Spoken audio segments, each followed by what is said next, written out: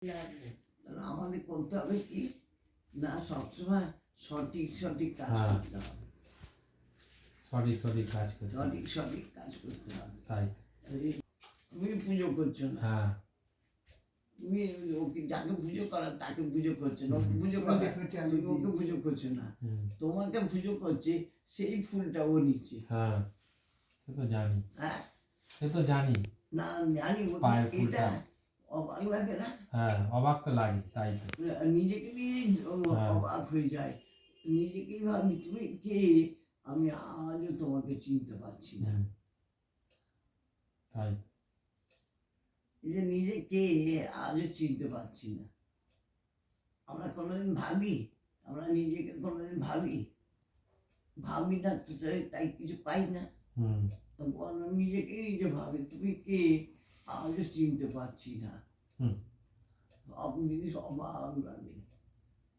তাই ওই যে মল্লিকপুরে বিয়ে হলো, যখন বিয়ে হলো, একটা পাড়া গায়ে বিয়ে, অন্ধকার, মানে আলো তো নেই, অন্ধকার, একটা বিভীষিকা, বাড়ি সব যেন কেমন যেন একটা দোনের দশার মতন বাড়িটা।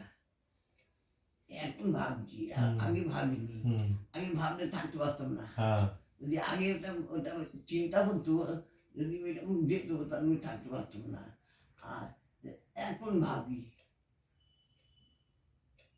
যেটা হয়ে গেছে হয়ে গেছে, এখন ভাবি তুমি কি করে থাকলে, তখনই মনে হয় যদি ও না আমার সঙ্গে থাকতো আমি তো থাকতে পারতাম না।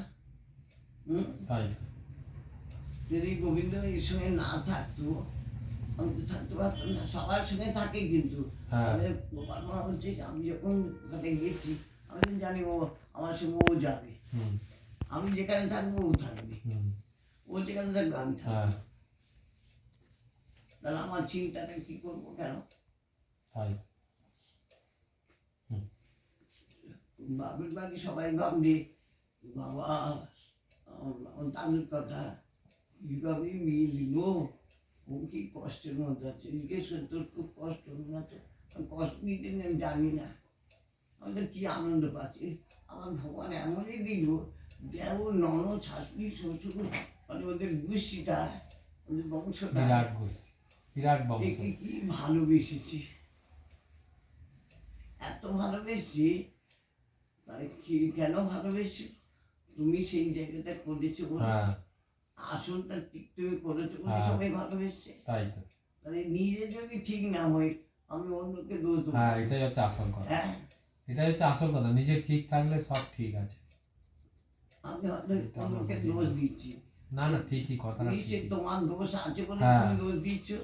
ঠিক তাই, তাহলে তুমি এটা জানলে কি করে দোষ বিচার করার, তোমার ভেতরে আজ দোষ আছে বলে তুমি ওকে দোষ দিচ্ছ। তাই আমরা ঠিক করে ঠিক সংসার করতে পারিনি।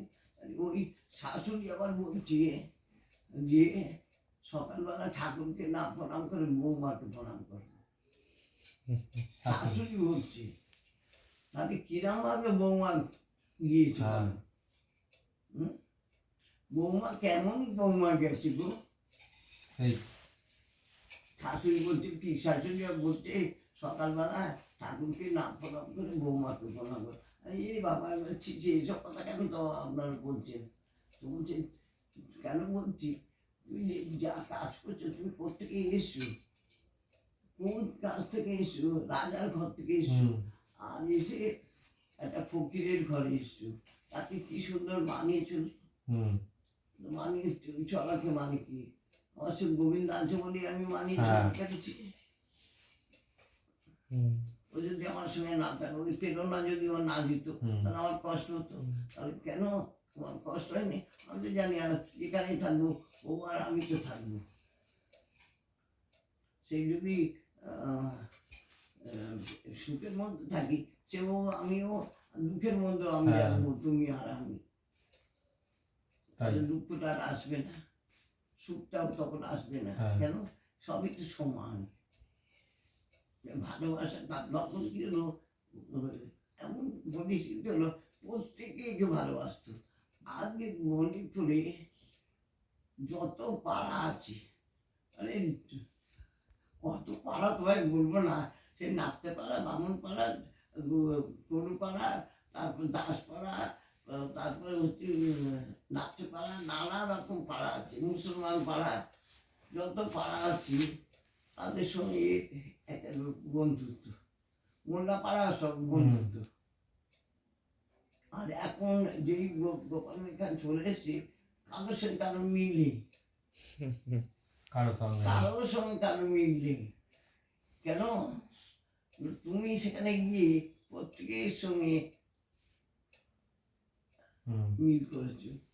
আর রাস্তায় বেরোলে ঘরে মানে এই যেখানেই থাকি মৌমাছিরা সব সেখানে থাকে, এই এখানে সবসময় মৌমাছি ঘুরছে। তাই তাহলে কি, তাহলে কত মধু রেখেছো তুমি বলো তো? তাহলে মধুটা কি করে আমরা নিজে কর্তব্য জ্ঞানগুলো ঠিক ঠিক করতে হয়। কর্তব্য জ্ঞানগুলো যদি ঠিক ঠিক করো, ঠিক ঠিক ফল পাবে। কর্তব্যের উপরে তো ধর্ম, তুই যদি ঠিক ঠিক কর্তব্য করো, ধর্ম তোমাকে নিজে ধরবে। তাহলে ও একে ধরেছে, তো একে ধরেনি, কিন্তু এ ওকে ধরেনি, শুনছো? এ কিন্তু ওকে ধরেনি, ও ধরেছে। কেন? যদি ইয়ে লোহা যদি পরিষ্কার থাকে, চুম্বক নিজে ধরবে। চুম্বক ধরে নেবে লোহাকে, চুম্বক ধরে নেবে লোহাকে। তোমাকে ধরতে গিয়ে একে ধরেছে, আমি তো নিজেই বুঝতে পারি। কেন? লোকে তপস্যা করে, জাগ করে, যজ্ঞ করে, ঠাকুরের কাছে বসে, পুজো করে, করে, আরে জানবে করেছে। তুমি তো কিছু করনি, তুমি কিছু করনি বলি আমি ধরেছি। তাই তুমি কিছু করনি বলেই আমি ধরতে পেরেছি, আর তুমি যদি কিছু করতে, আমি তো ধরতে পারতাম না। সকাল থেকে দেখছো কত মৌমাছি আসছে, দেখলে তো তার আগে সব হয়েছে চারিখানি। আবার মানে এই করে সব মানে, তাহলে এই তো কোথায় যায়নি, এর কাছে সবাই আসছে। রাজ্যের লোক মণিপুরের বাড়িতে যখন প্রথম এসেছি, তখন যেন আশেপাশে সব যেন মৌমাছির মতন ভিড়ছে। আবার যখন ওই বাড়ি হলো, সেখানেও দেখি যেখানে সেখানে সিগড়ি থেকে ওখানে ওখানে মানে শুধু এর কাছে লোক ভর্তি। তোমরাও তো দেখেছো। আমার তারপর 3বার 4বার গেছি, মানে সব শুধু 5বার গেছি সিগড়িতে। আপনার কি বলছে জানো, এই ঘরটায় কারা থাকে, একদম বান্দররা থাকে। সবসময় দেখি কিচিরি মিচিরি হচ্ছে। তখন কি করলো, যখন বলে যে মোটা মতো ছেলেটা তামিলনাড়ু, ওই ছেলেটা ওই টেনে নিয়ে এসছে, এসে এলো কিছুক্ষণ বাদে। তারপর তারা সবসময় আসছে, বলে জানেন এসব বান্ধবগুলো আবার সবাই চলে আসছে। এখানে এমন জিনিস আছে যে সবাই ঘরটা থাকে। তাহলে নিজেকে যদি ঠিক করো, জগৎ ঠিক হবে। নিজে ঠিক নেই, নিজে ঠিক থাকলে সব ঠিক থাকে। বলছেন জগৎ মিথ্যে, বলছে তো, বলছে তাহলে কত বড় মিথ্যে কথা হচ্ছে। তুমি নিজেই ঠিক নেই, তো জগৎ মিথ্যে বলছো। তাই ওই জন্য বলছে নিজে যদি ঠিক থাকো, জগৎ ঠিক থাকবে, তবে জগৎ সবাই ঠিক আছে। নিজে ঠিক থাকলেই সব ঠিক আছে। তাই আর কারো দোষ না, দোষ নিজের দোষ। নিজে ঠিক নয়, তাই অন্যকে দোষ দিচ্ছে। এর দোষ জন্য বলে না, আমার ছেলে মেয়েগুলো ওই পাড়ার ছেলেগুলোর জন্য আমার ছেলে মেয়ে নষ্ট হয়েছে, বলছে তো।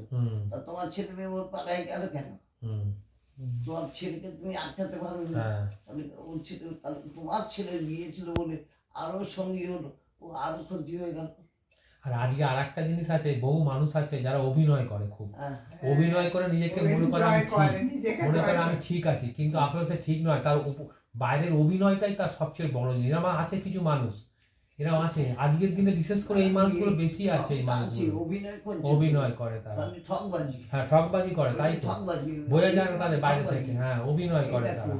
আজকে উত্তম কুমার, সুচিত্রা সেন অভিনয় করে মানুষকে জয় করেছিল। তুমি সুজিতার উত্তম করে খুব ফ্যান, হ্যাঁ সুজিতার উত্তমের খুব ফ্যান তুমি, কি তুমি উত্তম কুমার আর সুজিতা সেনের খুব ফ্যান। আমার প্রত্যেকটা আছে, আমি ভীষণ সিনেমা দেখি। আমি ভীষণ আমি সিনেমা সেই দেখি। কথাই জিজ্ঞেস করছি। না না, আমি ভীষণ সিনেমা দেখেছি।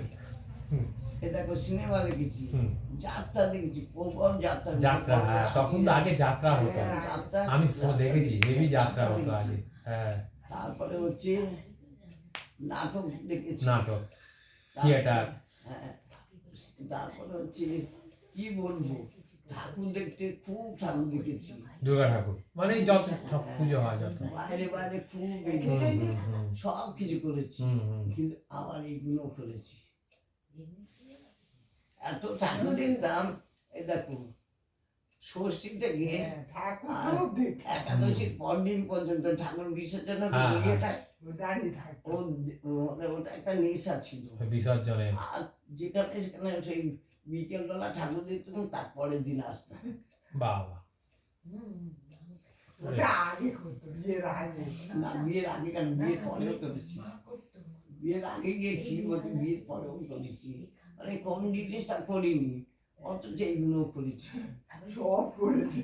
আবার সংসারে বাবা, এখন মনে হয় বাবা কি করে তুই সংসার কত কাজ করেছি। রাশি রাশি খড় কেটেছি, কড়া খড়, গরুর গরুর খড়, খড়। রাশি রাশি ঘুটে 4টে গরুর খড় কাট থেকে 10টা গরুর খড় কেটেছি। বাবা, আবার রাশি আমার শাশুড় বলছে কি বাবা এই কে করেছি, বৌদি করে, বড় বৌদি করেছে। তখন বলছে হ্যাঁ রে, বড় বৌদি কি করে করলো, বলে বড় বৌদি বললো গরু খেয়ে কাঁদছে এই করছে না।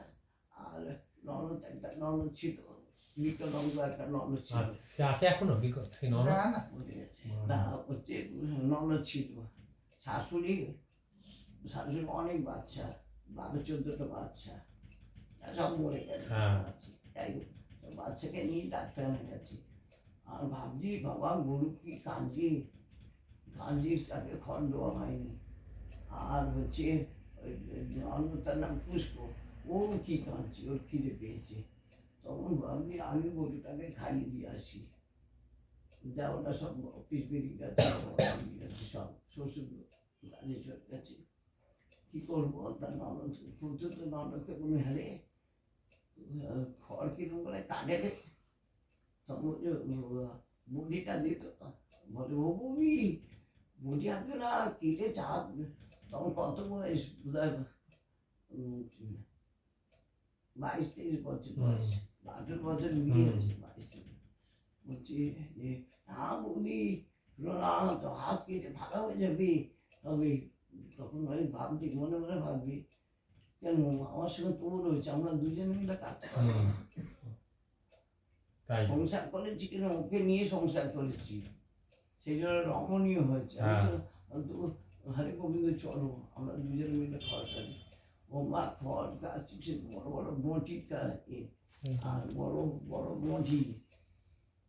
এখন তো ওই খড় কাটার মেশিন আছে, অনেক জায়গায় খড় কাটার মেশিনে কেটে যায়।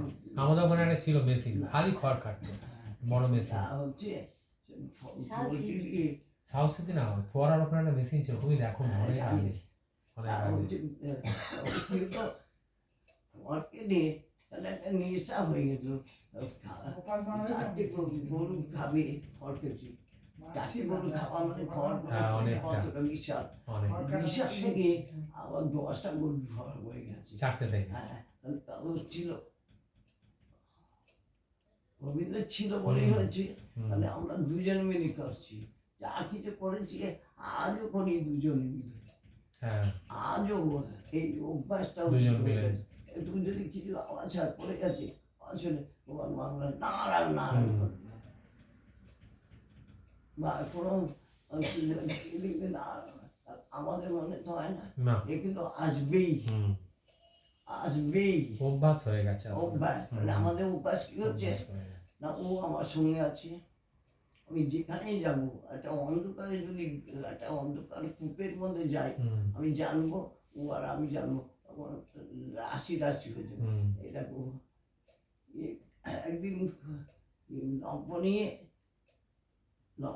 তখন সব হ্যারিকেন ছিল, লম্ফ ছিল, তার ছেলেরা যারা পড়াশোনা করে তারা হচ্ছে হ্যারিকেন, আর বউরা লম্ফ নিয়ে পুকুরে গেছি, অনেকটা দূর পুকুরে গেছি, তা পুকুরে গেছি আর লম্ফটা নিভে গেছে।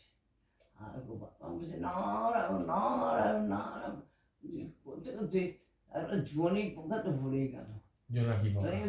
মানে আলো দিচ্ছে, আলো হ্যাঁ, আলো দিচ্ছে। পুকুরটা বাঁশবন, পুকুরটা যেটা আছে উপরে বাঁশবন, মানে জনি পোকা দিয়ে আলো ওই আলো হয়ে গেল। কে করলো? রবীন্দ্র। তাই আর কোনো সময় ওর ভয় ছিল না। এদিকে রাত্রিবেলা হ্যারিকে নিয়ে রাত্রিবেলা বই পড়ছি, আর পাশ থেকে দেখছি ইয়ে নিশি। নিশি হুম। নিশি ভূত ভূত, আছে হ্যাঁ না? হ্যাঁ জানি, নিশি ভূত শুনেছি। আলু কি নিয়ে আর বাগানে ঘুরে বেড়াচ্ছে, আর এইদিকে পড়ছি হ্যাঁ আর ওইদিকে নিশি ভূত হ্যাঁ করছে। হ্যাঁ। আর নিশি আছে যা আছে আমরা বই পড়ছি, এই আমাকে সহারা দিয়েছে।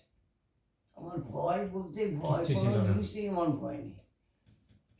তখন নিশি খুব ডাকতো, নিশি খুব ছিল, ডাকতো, ডাকতো, হ্যাঁ ডাকে ওরা, ডাকে। মানে যেন নিজের আত্মীয়ের গলাতে এরকম ভাবে ডাকে। নিশি কিরম আসতে পারে, হুম, তাই তো। এই ভূত ছাড়িয়ে ফাঁক করে হ্যাঁ জানি, দিচ্ছে, সে জানি। এই কত ভূত ছাড়াচ্ছে। ও আলাদা ঝুমা যায়। এই ভূত ছাড়িয়ে ভূতি নাচ করে দিচ্ছে, আর ভূত একে ধরবে, তাই তো। আর ধরার ক্ষমতা আছে, ভূত কেন ধরবে না? বিশ্বাস কি? আর আমরা দুজনে একটা আত্মার মধ্যে, আমরা দুজনে তাই তো। একটা আত্মার মধ্যে, আত্মার পরমাত্মা, এই আত্মা উনি পরমাত্মা, আমরা দুজনে একই সঙ্গে থাকি। যদি বলি তুমি কি করছো, আমি সবসময় উপলব্ধি করছি, উপলব্ধি করছি, সবসময় উপলব্ধি করছি, আর প্রমাণ পাচ্ছি।